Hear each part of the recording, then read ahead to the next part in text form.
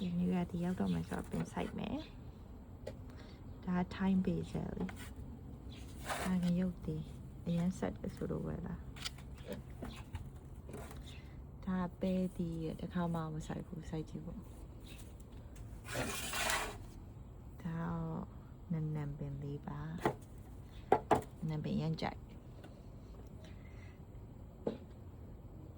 ဒါလေးကနောက်ကဟာလေးကဒါခင်းချင်ဒီပင်လေးစိုက်မယ်ပြီးရင်ဒါကပူစီနန်စိုက်မယ်ဒါလေးကရှမ်းနန်လေးပါစိုက်ထားရဲ့ဒီခင်းချင်ဒီပင်လေးရောစိုက်ပြီးရင်နောက်တစ်ပတ်ကြာပေါ့နော်ပဲပင်လေးလည်းစားစိုက်တော့အဒီဇိုင်းနည်းနည်းလေးကြီးလာတယ်နော်ဝယ်လာရဲ့အပင်အားလုံးအိုးလေးပြောင်းပြီးတော့ကျွန်မပြန်စိုက်လိုက်တယ်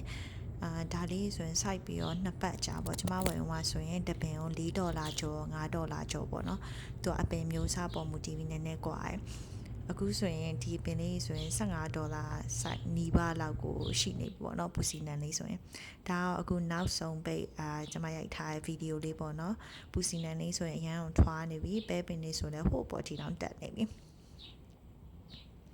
နန်ပင်ဆိုရင်ကျွန်မခူစားပြီးသွားပြီဒါကခူစားပြီးတော့သူကလည်းသူဆက်ကြံနေရဲ့အရွက်လေးပေါ့ဒါလေးက time base လေးပါ